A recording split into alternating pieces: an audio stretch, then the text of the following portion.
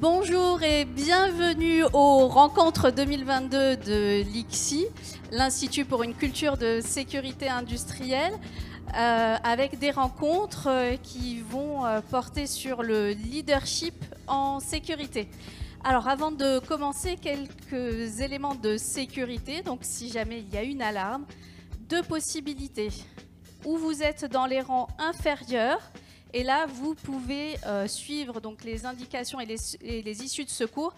Vous allez descendre les escaliers et passer derrière la scène, puis il y aura des escaliers pour remonter à l'accueil, puis derrière se retrouver au niveau du parvis et de la rue. Et donc pour ceux qui sont plus en hauteur, vous allez pouvoir sortir par l'estrade qui est directement en haut et vous allez vous retrouver donc directement à l'accueil, puis ensuite au parvis. Donc voilà pour les premiers éléments. Vous allez retrouver dans votre tote bag la dernière publication de l'ICSI, l'essentiel sur le leadership en sécurité. Donc toute dernière publication issue des réflexions des groupes de travail de nos membres et dont on va largement parler et partager, expérimenter aujourd'hui tous ensemble. Pour le programme de cet après-midi, donc on va commencer par une conférence sur la transformation managériale et le positionnement du leadership en sécurité de cette transformation managériale. Vous aurez ensuite l'occasion de découvrir différents ateliers, différentes expérimentations, également différents films. Donc vous avez votre programme personnalisé qui est au dos de votre badge. On se retrouvera ensuite à 17h30 tous ensemble pour la conférence de conclusion qui portera sur quel leadership dans un monde complexe, en transition et incertain. Voilà pour ce beau programme. Nous allons tout de suite commencer avec la première conférence sur la transformation managériale vers un nouveau leadership en sécurité. Nous avons voulu partager avec vous différentes réflexions, mais différentes aussi transformations en cours dans les différentes organisations et voir quel positionnement pouvait avoir le leadership en sécurité dans ces transformations managériales. Mais tout d'abord, je vais vous proposer de découvrir ensemble quelle définition est donnée au leadership et au leadership en sécurité par les participants à l'Observatoire de la culture sécurité qui a eu lieu en juillet cette année.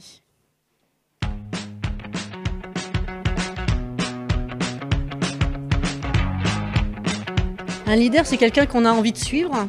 C'est quelqu'un qui est à la fois aussi exemplaire, qui montre l'exemple et qui inspire les autres. Pour moi, un leader, c'est quelqu'un qui va donner du sens. Montrer la voie, porter et incarner un certain nombre de valeurs. Être bienveillant et savoir écouter ses équipes. C'est celui qui va montrer l'exemple par son comportement. Qui est en cohérence entre sa vision et ses agissements au quotidien. Quelqu'un qui est capable de savoir où il va. Emmener ses équipes et les équipes des autres vers une vraie démarche. C'est celui qui va à la fois construire sa vision, la partager, embarquer ses équipes, être exemplaire pour tous et puis être capable avec son équipe de réussir.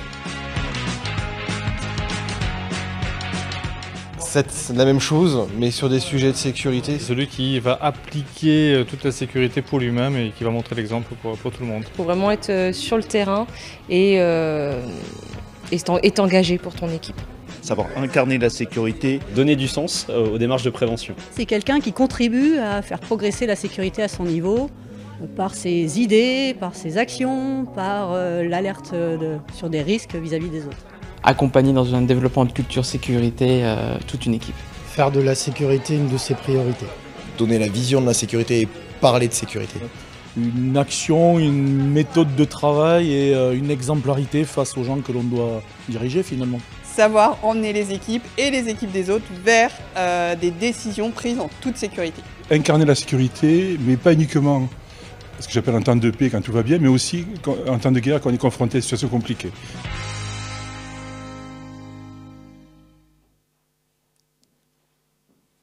J'ai maintenant le plaisir d'accueillir Sophie Crétal, Sophie Crétal, qui est directrice de l'école de management d'Orano. Bonjour. Bonjour Sophie, une Bonjour, première Dunia. question. Pourquoi une école de management? C'est une très bonne question. Parce que c'est une question qui peut être un peu innovante, je dirais, dans une maison comme Orano. Alors, Orano, j'imagine que vous connaissez, Ex-Areva, leader du nucléaire. Bon, aujourd'hui, c'est une entreprise qui compte 17 000 salariés, 4,7 milliards de chiffre d'affaires. Donc, ça reste une grosse boutique, une grosse maison avec une culture très technique, évidemment, une majorité d'ingénieurs, beaucoup d'hommes. Un tiers, 30% de femmes à peu près. Et aujourd'hui, c'est une entreprise qui est sortie d'une période un peu tumultueuse, avec, je dirais, quelques turbulences, et qui a souhaité lancer un chantier de transformation managériale au sortir de cette crise. Donc, on va dire à peu près 2015-2017. Et Orano a créé cette école du management comme un lieu de portage de la transformation managériale et pour préparer son corps managérial à la fois initier tous les chantiers de transformation et puis surtout les aider à les mettre en œuvre. Et ça passait par une culture, alors pas forcément moins technique, mais plus complète et plus transverse, qui aille de la technicité aux soft skills. C'était donc assez nouveau quand on l'a créé en 2018. Parce que ça faisait passer un message aux managers que le temps où point de salut en dehors des compétences techniques était fini.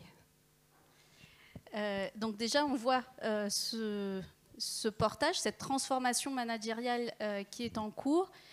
Et il y a également un programme de leadership en sûreté qui a été lancé. Pourquoi un tel programme et comment déployer un programme leadership en sûreté via cette école du management? Alors, il faut bien comprendre, à l'école du management, c'est à peu près 2500 personnes formées par an, dont une grande majorité, bien sûr, de managers, mais pas seulement. On accompagne aussi les fonctions support, dont la sécurité et la sûreté. Mais là, ce qui est intéressant, justement, dans ce programme, c'est qu'on n'a pas voulu loger ce nouveau programme dans le domaine technique. On l'a voulu expressément loger à l'école du management et au milieu de parcours articulés avec des parcours managériaux. Donc, pour bien comprendre, chez Orano, l'école du management, on a toute une série, une palette, un portefeuille de programmes de formation managériale dédiés à toutes les typologies de managers. Et on a observé, en fait, on l'avait déjà observé depuis un certain temps, que la culture technique ne faisait pas d'articulation avec les compétences managériales. On a un référentiel, nous, chez Orano, de 10 comportements managériaux. Et finalement, on n'avait pas de pont, on n'avait pas de bridge entre les compétences techniques et les compétences managériales. Donc c'est ce qu'on a fait en créant ce programme. Donc on l'a conçu en début d'année. Il a été lancé au printemps. Il fonctionne très bien et il est à deux dimensions. En fait, une dimension métier. Donc on a travaillé évidemment avec la direction de la sûreté et la sécurité, bien évidemment. Et puis une dimension extrêmement managériale, avec une brique managériale sur les soft skills qui permet de réarticuler tout ça ensemble. Voilà. Donc une dimension, je dirais, très innovante dans la façon de concevoir ce programme qui s'appelle le leader de la sûreté, en fait. Voilà, avec un message aussi très innovant pour soit la fonction sécurité et sûreté, soit les managers, qui étaient que finalement, on ne peut pas être exclusivement vertical. Merci Sophie. De ce que je comprends, finalement, votre programme Leadership en sûreté est totalement intégré à votre transformation managériale. Et ça, c'est un point sur lequel de nombreux, aujourd'hui, organisations, finalement, nous remontent. C'est que les programmes de leadership en sécurité ou en sûreté doivent être totalement intégrés à la transformation managériale et ne pas être quelque chose qui soit à côté. Et surtout, Dunia, on l'a rendu obligatoire. Donc ça fait passer un message assez fort aux managers. On l'a rendu prescriptif de façon à ce qu'ils comprennent bien qu'il fallait articuler toutes ces compétences, à la fois techniques et à la fois compétences de leadership. D'ailleurs, c'était très bien dit dans le film. Merci Sophie, et tu restes avec nous. J'ai maintenant le plaisir d'accueillir Jean-Philippe Bouilloux. Jean-Philippe Bouilloux, qui est professeur de management à l'École supérieure de commerce de Paris.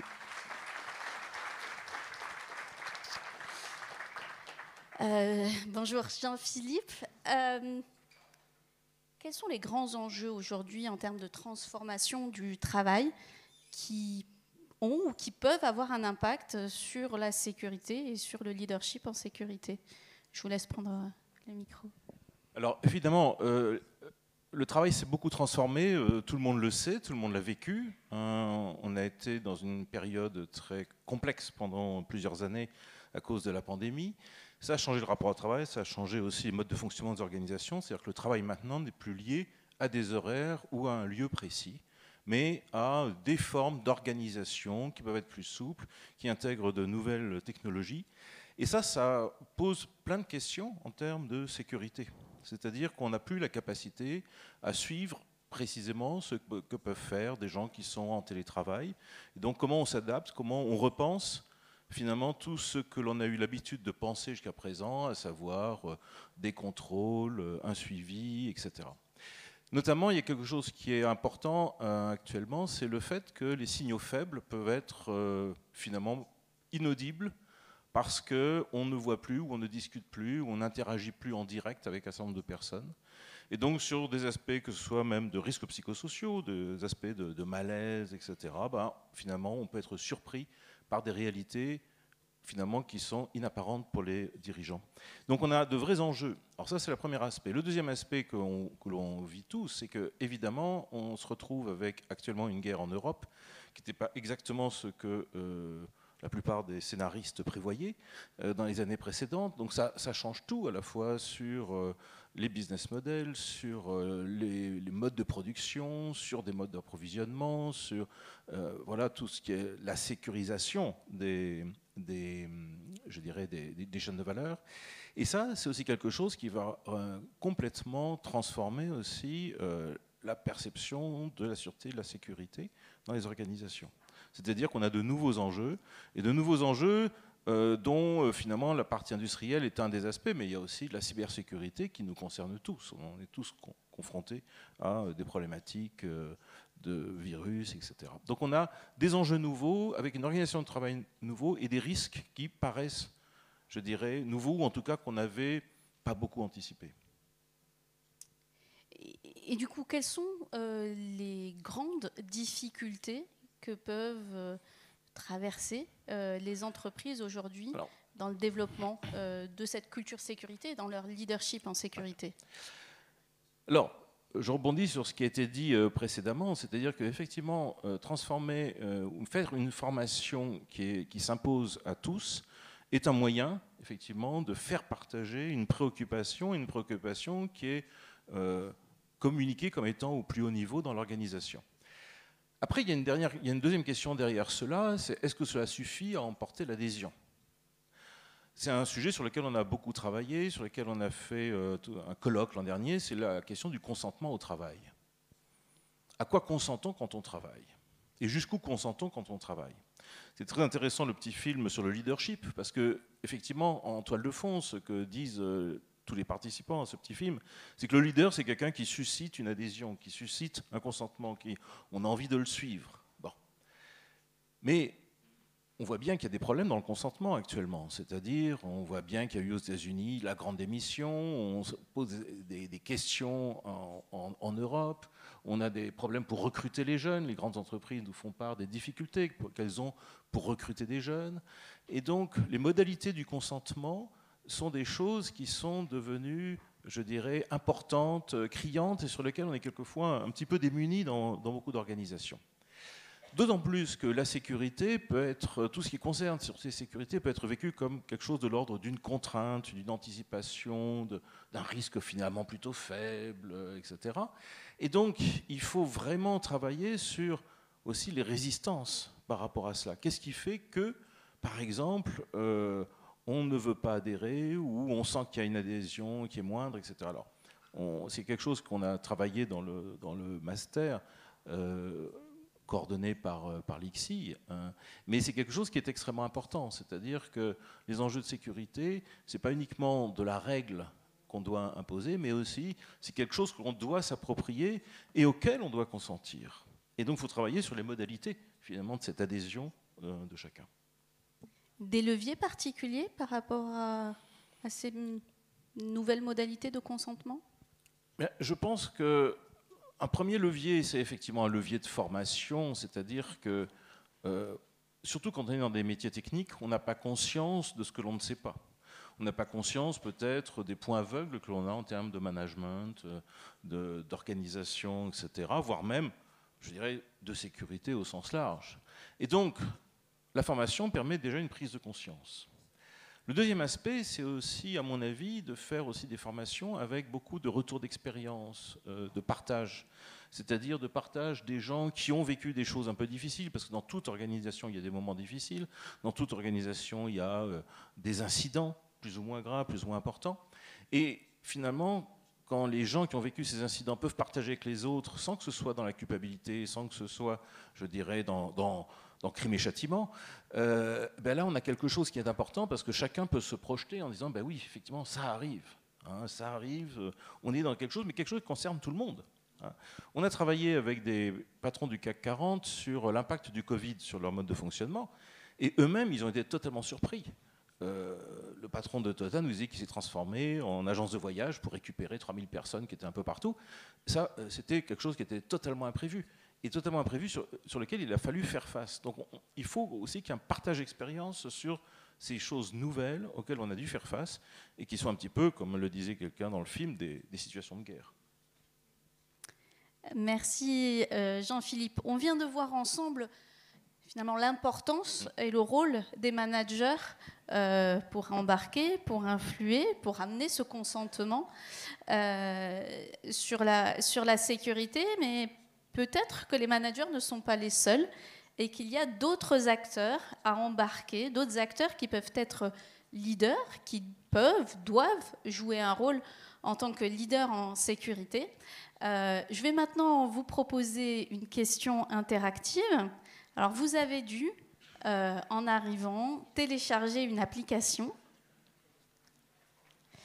Si vous ne l'avez pas encore fait, vous pouvez flasher le QR code qui est juste là, qui va vous permettre donc de télécharger l'application et ensuite donc, de suivre le petit tuto, donc choisir les rencontres de l'ICSI en termes d'événements, puis votre mail et le mot de passe, donc rencontre 2022, point d'exclamation.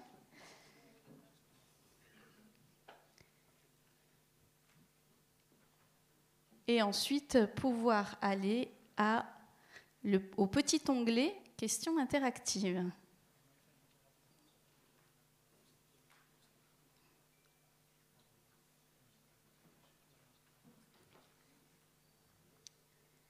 Alors vous pouvez répondre plusieurs fois. Donc la question, on va vous l'afficher. La question, en un mot, quels autres acteurs, selon vous, doivent jouer un rôle de leader en sécurité? Donc n'hésitez pas à répondre, à exprimer votre avis. On vous laisse quelques instants.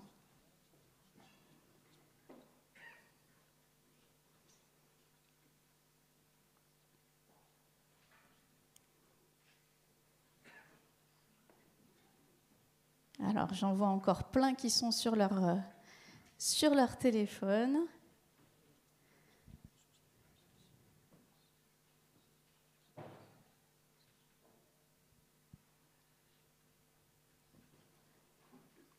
Alors, je vais maintenant j'ai le plaisir d'accueillir Catherine Pinchot. Catherine Pinchot, qui est secrétaire nationale à la CFDT.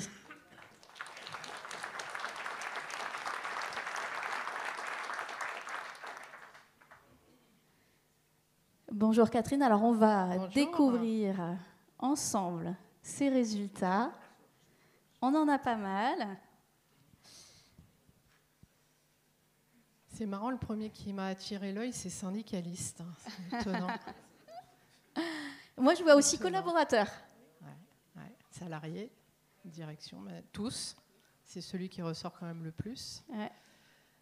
Chef d'équipe aussi. Ouais. Alors, il y en a un qui est intriguant, c'est autorité de tutelle, autorité de contrôle. Je l'ai perdu. Partenaires sociaux, plusieurs fois, représentants du personnel. Financier, ça aussi c'est intéressant. Préventeur, bien évidemment. Actionnaire. Prestataire. Waouh. On a la journée, non, pour discuter de tout ça? C'est ça. En tout cas, on voit une grande richesse et une grande diversité dans vos réponses. Donc finalement, pas que les managers. Hein, et loin de là, ce qu'on peut voir, c'est que pour cette assemblée, plein d'acteurs et de parties prenantes ont un rôle à jouer en tant que leader en sécurité. Je te propose, Catherine, de nous installer. Et merci pour cette interaction, cette interactivité. Catherine, quel rôle des salariés et des collectifs, des équipes en tant que leader en sécurité? Alors, vrai sujet que le rôle des salariés, mais plus globalement, maintenant on emploie de plus en plus le terme de travailleur en fait, parce que le salarié, le collaborateur, c'est le premier expert sur son travail, bien évidemment. Et si on se réfère de manière assez simple au Code du travail, en particulier, il faut rappeler que le Code du travail précise bien que le salarié, à titre individuel, a un rôle sur sa santé, sa sécurité et celle des autres. Donc ça, c'est un élément particulièrement important à rappeler. Ça lui confère une responsabilité, bien évidemment, s'il se passe quelque chose, mais surtout une responsabilité pour pouvoir intervenir et pour pouvoir peser justement sur les éléments qui ont trait à la sécurité, à la sûreté en particulier. Sachant que l'employeur, de son côté, là aussi, en se référant au Code du travail, a lui aussi une responsabilité, et la responsabilité de mettre à disposition les moyens pour pouvoir faire en sorte que à la fois le salarié et les collectifs dans leur ensemble puissent être vraiment acteurs sur ces aspects de sécurité au travail.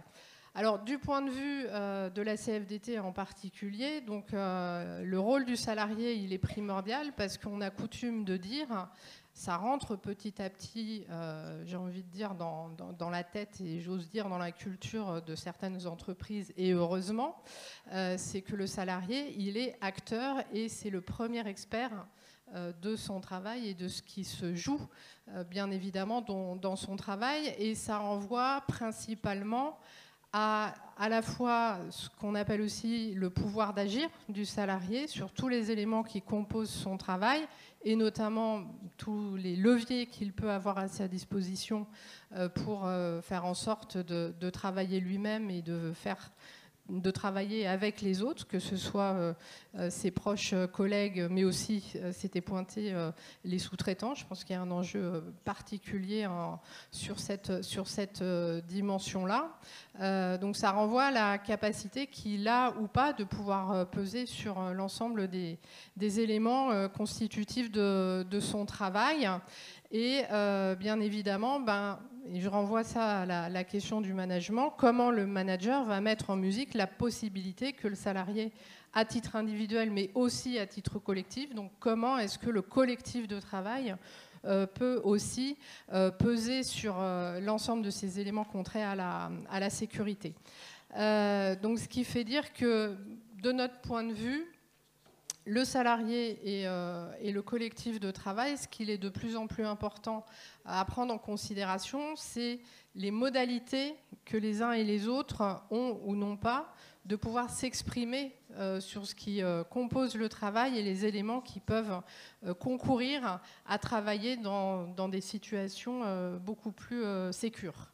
Voilà, donc c'est cette question d'implication, de pouvoir donner son avis, de pouvoir alerter et de pouvoir aussi en partie, bien évidemment, décider sur les éléments de son travail. Donc décider, co-construire, être dans un management plus participatif, si on regarde ça d'un point de vue des managers.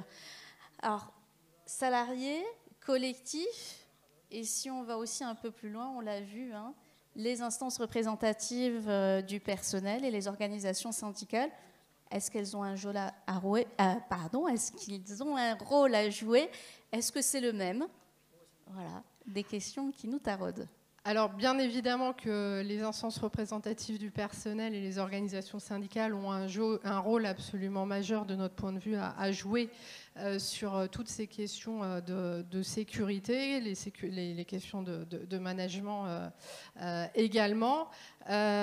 Sachant que des IRP et des organisations syndicales et des représentants du personnel, il n'y en a pas malheureusement dans toutes les entreprises. Le rôle de ces instances, c'est à la fois d'être lanceur d'alerte, j'ai envie de dire, c'est-à-dire le rôle premier, c'est aussi de remonter une partie de l'expression des salariés qui n'auraient pas été entendus à un moment donné pour des raisons diverses ou variées par le management et le canal qui a trait à la direction.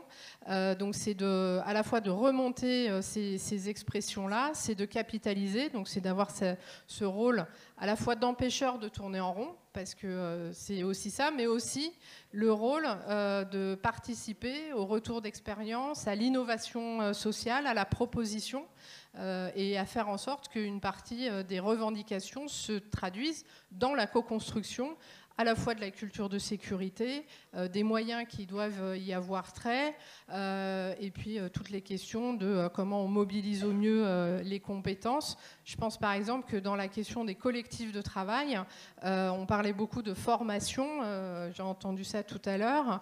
La question de la formation initiale et continue, elle est absolument majeure. Il y a aussi la formation en situation de travail qui permet de développer la compétence, et dans ce cadre-là, les collectifs de travail sont absolument fortement intéressants. Voilà, donc le rôle des institutions représentatives du personnel et des organisations syndicales, c'est absolument primordial. Et à ce titre-là, je renverrai juste à l'accord sur la santé au travail qui a été conclu en décembre 2020, qui fait la part belle à la question de la prévention, qui renvoie donc aux questions bien évidemment de santé au travail, mais aussi de sécurité, et qui met en avant l'importance de l'élaboration, la co-construction, la mise en œuvre de cette fameuse culture de sécurité, de cette culture de prévention qui doit être partagée dans les entreprises et dans les collectifs de travail. Et puis en matière de formation, je renverrai aussi à la mise en place du passeport de prévention qui doit être un des outils permettant de retracer l'ensemble des formations qui ont été suivies, en particulier en matière de sécurité, et qui permet aussi de capitaliser et de donner à voir les compétences qui doivent être développées par les salariés à titre individuel. Voilà, donc il y a un enjeu majeur en termes syndicaux sur ces questions, bien entendu, de sécurité. Merci beaucoup Catherine. Une dernière question, est-ce qu'on peut voir, plutôt commentaire, est-ce qu'on peut voir les instances représentatives du personnel comme étant des catalyseurs de démarches autour de la culture de sécurité et de l'émergence de leaders, pas seulement au niveau du management, mais au niveau de l'ensemble du personnel d'une organisation? Oui, bien évidemment, les instances représentatives du personnel, elles sont tout à fait majeures dans ce rôle-là. Ça peut être un catalyseur dans cette culture de sécurité. Malheureusement, j'ai envie de dire, alors historiquement, le fameux CHSCT a toujours été vu comme une instance qui justement permettait d'aborder ces questions-là. Et je rappelle qu'à l'époque, cette instance avait la possibilité d'aller jusqu'à l'arrêt d'un certain nombre de chantiers et d'entreprises en tant que telles, et qu'avec les ordonnances Macron qui se sont mises en place et la mise en place des comités sociaux d'entreprise, force est de constater que les questions globalement de santé, sécurité au travail ne sont plus du tout pris à bras-le-corps de la même manière que par le passé. Donc, nous, on n'est pas pour un retour pur et simple au CHSCT tel que ça existait antérieurement, mais pour une véritable prise en compte de ces questions de sécurité, parce que, et surtout au sortir de la crise sanitaire, on voit bien transformation du travail, questions de sécurité qui peuvent à nouveau se poser, se reposer, la question des signaux faibles, pour lesquels les IRP ont toute leur importance, mais ça nécessite que ça puisse être mis en débat et que malheureusement, ces IRP, pour qu'elles soient catalyseurs sur les questions de culture et de leadership en sécurité, il faut qu'elles aient les moyens, et quand je parle de moyens, c'est aussi du temps de délibération dans ces instances, et que force est de constater qu'il y a beaucoup moins de temps consacré à ces questions-là. Donc ce qui est dommageable, nous semble-t-il. Donc redynamiser aussi finalement la sphère sécurité dans le dialogue social. Merci beaucoup Catherine. Maintenant on va passer à une même question que je vais poser à vous trois. On l'a vu, une forme un peu de passage d'une sécurité très technique, de spécialistes, vers une sécurité plus incarnée par l'ensemble des acteurs à travers l'émergence de ce leadership sécurité des managers, bien entendu, mais un leadership aussi sécurité beaucoup plus distribué.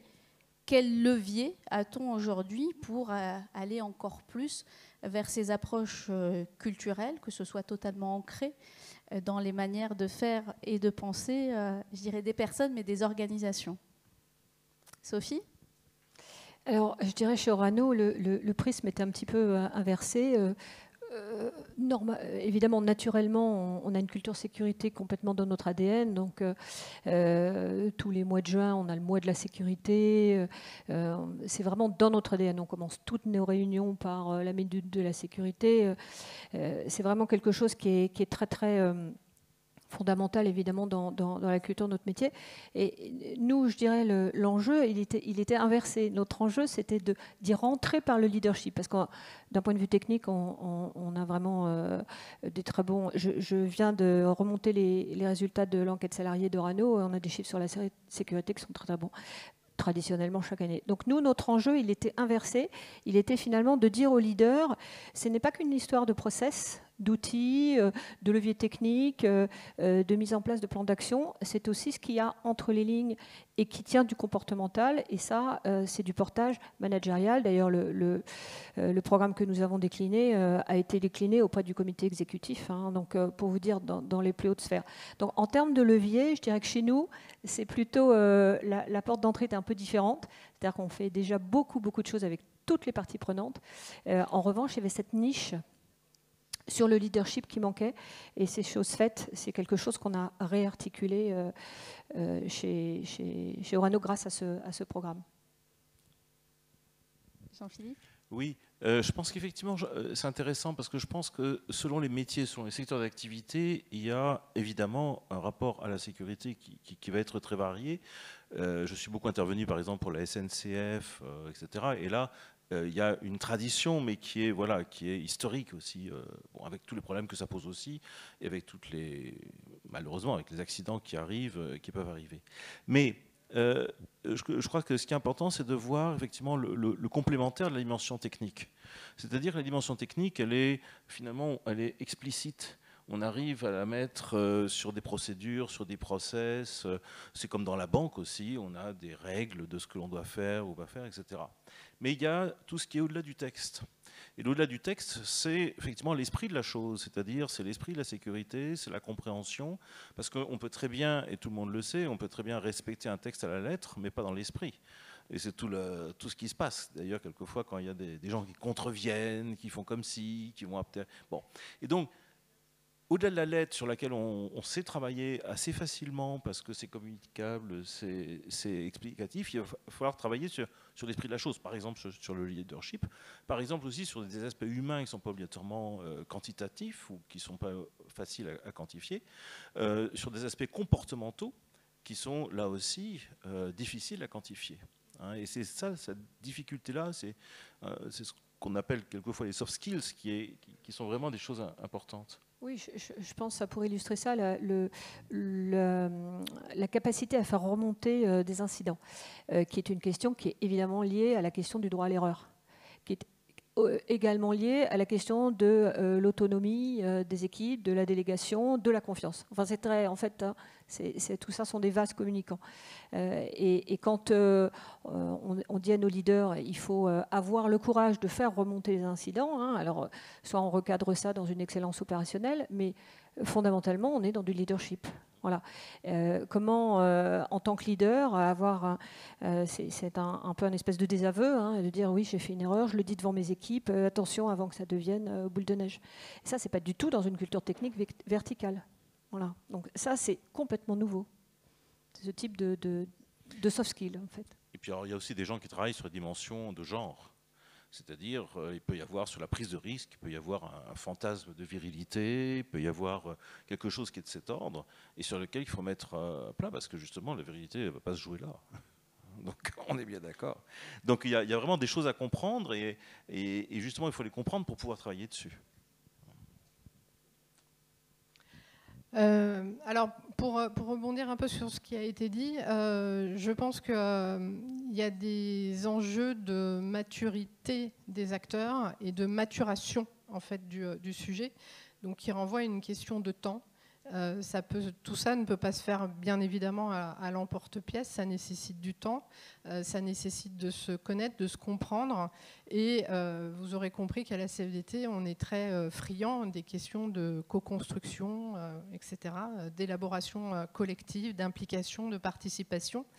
Et pour revenir aux enjeux de formation en particulier, on porte beaucoup l'enjeu des formations communes, c'est-à-dire d'avoir la possibilité, donc qui existe, de former ensemble le management, les salariés, les employeurs, les représentants du personnel, les organisations syndicales, pour sortir justement des enjeux de posture à un moment donné, pour partager le fait qu'on a un intérêt commun aux questions de sécurité et plus globalement de santé et de prévention, d'entendre dans un même temps, dans un même espace-temps les mêmes choses et de co-construire justement autour de ces questions-là. Donc l'enjeu de la mise en œuvre en fait, de ces formations communes, elle nous paraît assez intéressante autour de cet enjeu collectif pour aborder, comme ça a été à juste titre souligné, tout ce qui concerne l'autonomie, etc., etc.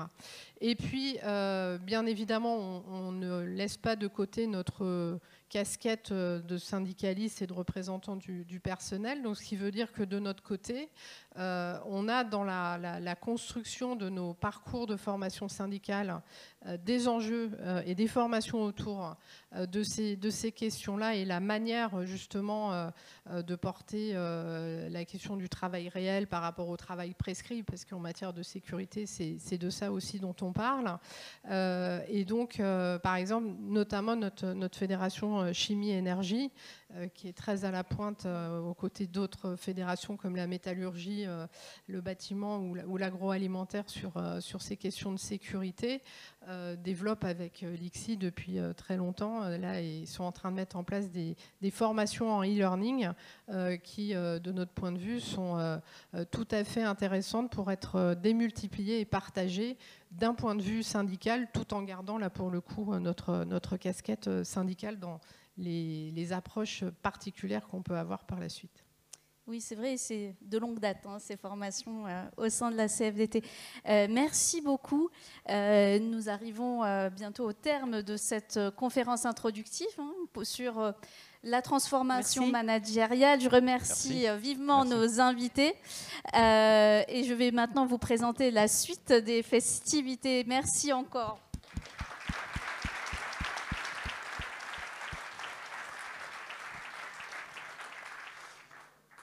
Donc, à suivre différents ateliers, expérimentations, projections. Donc, vous allez retrouver au dos de votre badge votre programme personnalisé. Si vous souhaitez rester dans cette salle, dans la suite, il va y avoir une projection débat avec un film sur le leadership en sécurité dans le secteur ferroviaire qui est présenté par l'Agence européenne du rail. On se retrouvera ensuite à 17h30 dans cette même salle pour la conférence « Quel leadership dans un monde en transition, complexe et incertain ». Merci à vous et profitez bien.